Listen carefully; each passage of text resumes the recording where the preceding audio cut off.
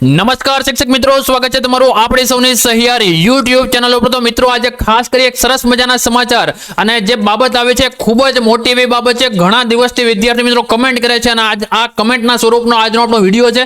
આ વિડિયોમાં તમામ માહિતી આપણે સમાવિષ્ટ કરી લીધી છે, જેને કારણે તમને તમામ પ્રકારની માહિતી જે પરીક્ષાને લગતી છે, જે તમારી કટઓફને લગતી છે અને જે તમે અત્યારે પ્રશ્નો બાબતે વાતચીત કરી રહ્યા છો, તો આ બધી જ બાબતનો આજે સમાવેશ કરી દીધો છે। બધા જ પ્રશ્નોનું તમને જે સમાધાન આજના વિડીયોમાં મળી જશે। તો વાત કરીએ છીએ, શું ટાટ સેકન્ડરીની ફાઇનલ આન્સર કીમાં ખરેખર 4 થી 5 પ્રશ્નોમાં મોટી ભૂલ છે અને જો આ ભૂલ સુધરશે નહીં તો તમારા ફાઇનલ મેરિટ પર પણ આની અસર કેટલી મોટી થશે એ પણ જોવું રહ્યું। સાથે સાથે હાલમાં જે છે માહિતી મળી છે તે પ્રમાણે લગભગ 7 થી 10 પ્રશ્નોમાં જે છે ગ્રેસિંગ મળી શકે તેવા પૂરેપૂરા ચાન્સીસ દેખાઈ રહ્યા છે। નમસ્કાર મિત્રો, સ્વાગત છે તમારું આપણી ચેનલ પર। આજે આપણે ટાટ સેકન્ડરીના ઉમેદવારોને મૂંઝવતા સૌથી મોટા પ્રશ્નો એટલે કે ફેકની ભૂલો એટલે કે ફાઇનલ આન્સર કીની ભૂલો અને આગામી પરીક્ષાની તારીખ વિશે એકદમ સચોટ માહિતી મેળવીશું। તો વિડીયોને અંત સુધી જોજો, કારણ કે લાસ્ટમાં તમારી તૈયારી માટે એક માસ્ટર સ્ટ્રોક આપવાનો છું, જે તમારી આગામી પરીક્ષા માટે મેન્સ માટે ખૂબ જ ઉપયોગી સાબિત થશે। મિત્રો, હાલમાં ટાટ સેકન્ડરીના ઘણા ઉમેદવારો તરફથી સતત મેસેજ આવી રહ્યા છે કે જે કમેન્ટ સ્વરૂપે છે કે ફાઇનલ આન્સર કી એટલે કે ફેકમાં હજુ પણ 4 થી 5 પ્રશ્નોના જવાબો સંદિગ્ધ છે અથવા તેમાં ભૂલ દેખાઈ રહી છે, અથવા તો સર જે છે 7 થી 8 દરેક વિષયમાં જે છે અલગ અલગ ભૂલ થઈ રહી છે। તો લગભગ કહી શકાય કે ભાઈ 7 થી 8 કે 10 પ્રશ્નોનું તમને ગ્રેસિંગ જે છે મળવાપાત્ર થઈ શકે છે। તમને ખબર છે કે સ્પર્ધાત્મક પરીક્ષામાં 0.25 માર્ક પણ તમારું સિલેક્શન રોકી શકે છે। તો અહીં તો 4-5 માર્કનો સવાલ છે અને 7 થી 10 પ્રશ્નો એવા છે કે જેમાં ગ્રેસ પણ મળી શકે છે। છેલ્લી જે હમણાં ટાટ હાયર સેકન્ડરીની ભરતી હતી એમાં 69.50 માર્ક આવી અને વિદ્યાર્થી અટકી ચૂક્યા છે, માત્ર 0.50 માર્ક માટે મેન્સ પરીક્ષા આપી શક્યા નથી। તો આવી જે છે ઝીણી જે આપણે કહી શકીએ નાની જે ભૂલ છે એનાથી ઘણા બધા વિદ્યાર્થી મિત્રોનો ઘણો બધો સમય છે એ વ્યય થતો હોય છે। આ બાબતે યોગ્ય રજૂઆત થઈ રહી છે અને આપણને આશા છે કે બોર્ડ છે આ અંગે કોઈ યોગ્ય નિર્ણય લેશે।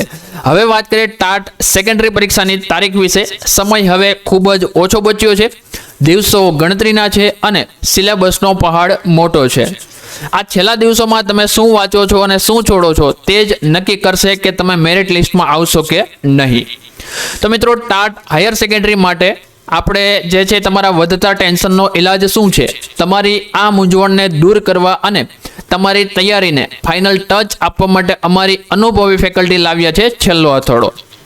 હા મિત્રો, આ કોઈ સામાન્ય મટીરિયલ નથી, આ છે છેલ્લા દિવસોનો સંપૂર્ણ નિચોડ અને IMP પ્રશ્નોનો ખજાનો। આ કોર્સમાં તમને શું મળશે?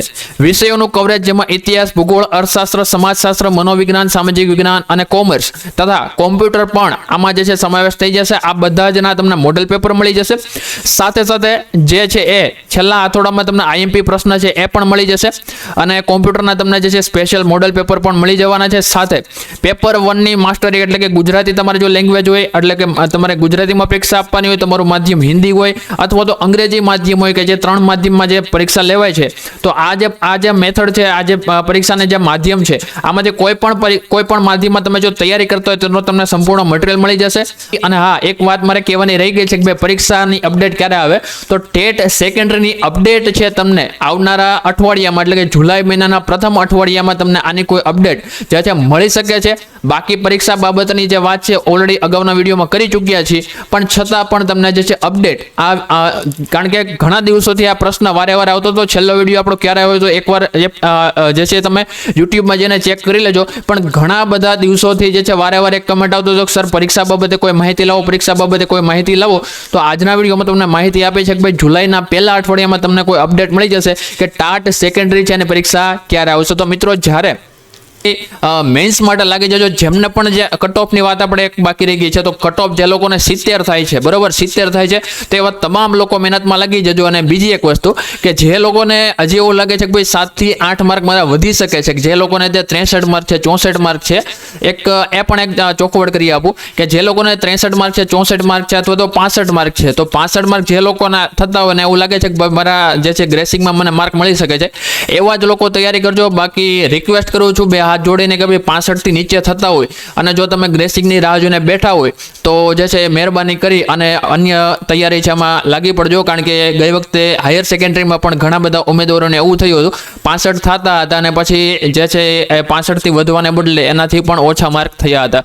તો મહેરબાની સાથે એક રિક્વેસ્ટ કરું છું કે 65 થી ઓછા થતા હોય એવા લોકો અન્ય પરીક્ષાની તૈયારીમાં લાગી જજો, કારણ કે મેરિટ તમારો કટ ઓફ છે એ 65 થી ઉપર ક્યારે કે ભાઈ તમારે કટ ઓફ જે તમારે ગ્રેસિંગ માર્ક્સ છે એ થતા હોય 7 થી 10 માર્ક જેવા, તો જ તમે જે છે આની માટે આશા રાખજો, બાકી અન્ય પરીક્ષાની તૈયારીમાં લાગી જજો.